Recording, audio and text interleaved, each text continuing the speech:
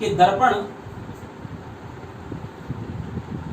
जो होते हैं वो क्या होता है। सबसे पहले बात हुई थी दर्पण की। दर्पण को आप साधारण भाषा में एक जो हम घर के अंदर जो शीशा जिसे हम बोलते हैं मिरर जो रखा होता है उसको सबसे बढ़िया एग्जाम्पल मान सकते हैं उसका, या फिर कह सकते हैं वो सबसे अच्छा एग्जाम्पल है। उसमें क्या करते हैं कि उस पे एक कांच की शीट लेते हैं, ग्लास शीट लेते हैं, और ग्लास शीट के एक तरफ मरकरी या कांच की पॉलिश कर देते हैं और उसके ऊपर रेड ऑक्साइड का लेप लगा देते हैं। ठीक है, तो रेड ऑक्साइड आपने देखा होगा, जब शीशे को हटाते हैं तो वो कभी कभी लाल या हरे रंग का कुछ ऐसा होता है, कलर्ड होता है वो। ठीक है, तो वो रेड ऑक्साइड के जो पेंट है या पॉलिश है वो इसलिए कर दी जाती है कि जो उसके जो चमकदार जो पृष्ठ जिसमें हम पीछे की तरफ देखते हैं कि एक सुनहरा रंग का या फिर एक श्वेत रंग का आपको एक वहां फिल्म नजर आती है। ठीक, वो फिल्म जो होती है वो आपकी या तो मरकरी की होगी या फिर चांदी की होगी। ठीक है, उसकी बात कर रहे हैं। ठीक है, तो उसको कोई नुकसान ना पहुंचे इसलिए क्या करते हैं, रेड ऑक्साइड का उसके ऊपर पेंट लगा देते हैं। ठीक, तो वो अगर इनकी आकृति के आधार पर देखा जाए तो दर्पण दो प्रकार के होते हैं। ठीक, कौन सा होता है? सबसे पहले समतल दर्पण, जिसकी अभी हम बात कर रहे हैं, जो घर के अंदर हम उपयोग करते हैं। ठीक, समतल दर्पण। बात क्लियर हो रही है? इस समतल दर्पण में क्या है कि इसका एक पृष्ठ की ओर तो हम पॉलिश कर देते हैं और दूसरा पृष्ठ जो उसका परावर्तक पृष्ठ है वो बिल्कुल प्लेन होता है, समतल होता है, तो इसलिए उसकी आकृति के कारण उसे क्या करते थे, समतल दर्पण। दूसरा क्या है? दूसरा है गोलीय दर्पण। गोलीय दर्पण कैसा होता है कि इसका जो यहां देख रहे हैं कि इसका परावर्तक पृष्ठ जो है इसका तो बिल्कुल प्लेन है। अगर किसी दर्पण का परावर्तक पृष्ठ गोलीय हो तो वह गोलीय दर्पण कहलाएगा। ठीक है, किसी दर्पण का परावर्तक पृष्ठ यदि गोलीय है तो वह गोलीय दर्पण कहलाता है। बात क्लियर हो रही है? ठीक, अब बात आती है कि गोलीय दर्पण कितने प्रकार के होते हैं। पहला, आप सपोज करके चलिए देखिए कि जैसे आपने देखा होगा आपकी बॉल होती है। ठीक, अंदर से खाली है। बात क्लियर है? बॉल है, बॉल अंदर से खाली है। अब हमने मान लिया बॉल नहीं है, बॉल जो प्लास्टिक की नाव का कांच की है। ठीक, तो कांच की बॉल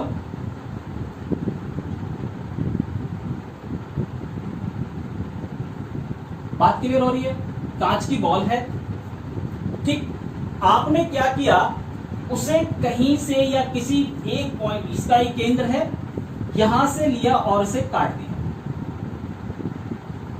बात क्लियर? और दूसरी तरफ यहां इस ओर आपने इसके ऊपर पेंट कर दिया। ठीक, गोलीय दर्पण की परिभाषा से मैच करें कि जब किसी दर्पण का परावर्तक पृष्ठ गोलीय होता है तो वो क्या कहलाता है, गोलीय दर्पण। ठीक है, अब इसकी दो कंडीशन हो सकती हैं।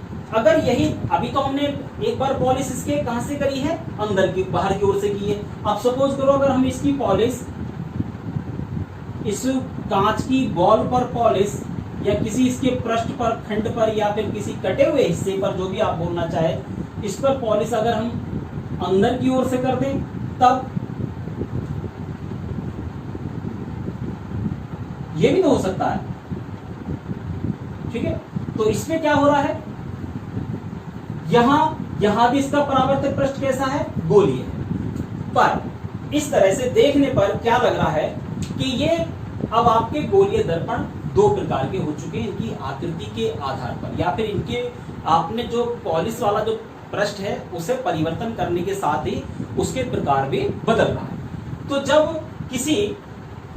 किसी दर्पण का परावर्तक पृष्ठ मध्य भाग से दबा हुआ और किनारों की ओर उभरा हुआ होता है, इसे बोलते हैं अवतल दर्पण। क्या बोलते हैं, अवतल दर्पण। ठीक, कॉनकेव मिरर। बात क्लियर है? ठीक, अब उसी तरह से अगर किसी गोलीय दर्पण का परावर्तक पृष्ठ मध्य भाग से उभरा हुआ और किनारों की ओर दबा हुआ है तो इस प्रकार के दर्पण को बोलते हैं उत्तल दर्पण। उत्तल दर्पण, ठीक है, ठीक। उत्तल दर्पण दो प्रकार के हो गए, अवतल दर्पण और उत्तल दर्पण। अवतल दर्पण कब है कि जब किसी गोलीय दर्पण का परावर्तक पृष्ठ कौन सा है, जहां से प्रकाश किरण आ रही है और टकराकर वापस जा रही है। बिल्कुल वही शीशे का ध्यान रखें, जिस ओर से आप अपना मुंह शीशे के अंदर या जो आपका मिरर घर के अंदर लगा हुआ है उस ओर देखते हैं, वो आपका कहलाता है परावर्तक पृष्ठ, ठीक है। और दूसरी तरफ जो पॉलिश हो रही है उसका पॉलिशदार, इसे हम क्या करते हैं, डॉट डॉट ये लाइनों से प्रदर्शित कर देते हैं, ठीक है। तो क्या है, जब किसी गोलीय दर्पण का परावर्तक पृष्ठ मध्य भाग से दबा हुआ और किनारों की ओर उभरा हुआ होता है, इस तरह के दर्पण को अवतल दर्पण कहते हैं, कॉनकेव मिरर। और दूसरा क्या है कि जब किसी दर्पण का परावर्तक पृष्ठ मध्य भाग से उभरा हुआ और किनारों की ओर दबा हुआ होता है, तो इस प्रकार के दर्पण को उत्तल दर्पण यानी कि कॉन्वेक्स मिरर कहते हैं, ठीक। क्लियर हो गई ये चीजें। अब हम थोड़ी सी इनकी प्रकृति के बारे में जानते हैं। बात क्लियर है। अब मैं इसे थोड़ा सा रफ कर देता हूं यहाँ से। इसे पिक्चर को आप अगर इस तरह से बनाएंगे तो ये हमेशा थोड़ा सा दिमाग में रहे कि इसे बना लेना, ठीक है, इस तरीके से जैसे आपको दी गई है। अब मैं थोड़ा सा इसमें से रफ कर रहा हूं इसे। अब हम जान चुके हैं कि कौन सी स्थिति में ये अवतल है और कौन सी स्थिति में ये उत्तल दर्पण है। बात क्लियर हो रही है, ठीक। बात समझ में आई। अब हम बात करते हैं कि भाई ये अवतल दर्पण और उत्तल दर्पण जो है इनकी प्रकृति कैसी है।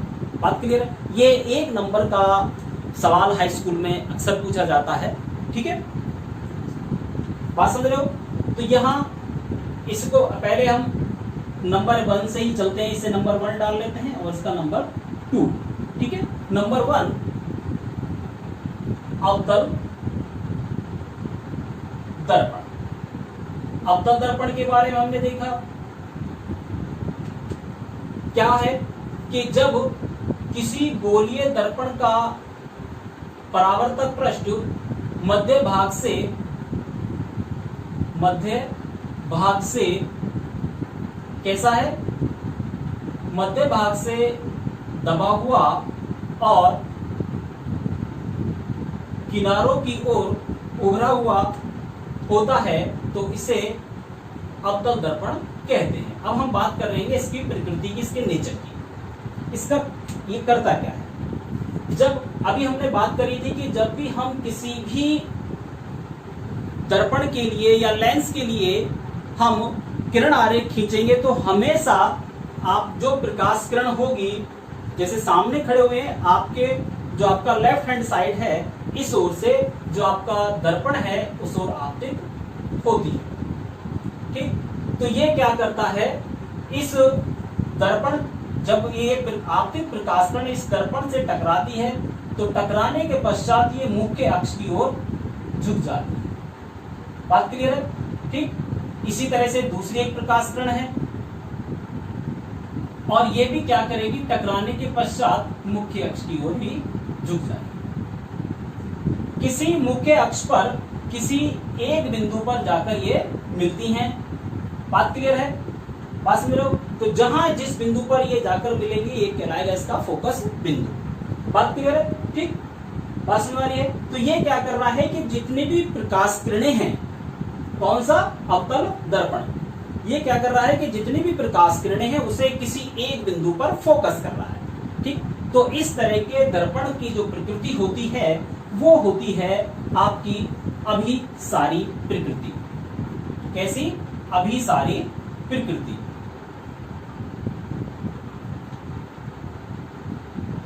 ठीक। दूसरा अभिसारी प्रकृति, दूसरा कौन सा है, दूसरा है आपका उत्तल दर्पण। इसे भी देख लेते हैं। उत्तल दर्पण में क्या है,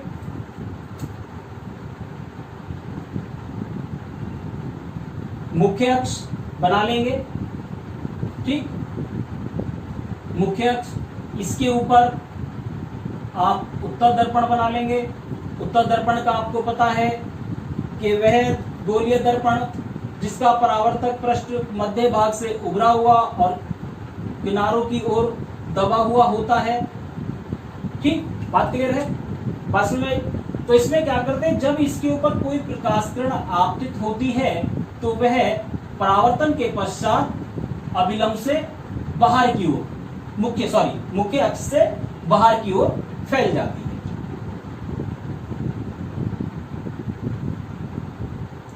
ठीक, तो आपके जो उत्तल दर्पण है,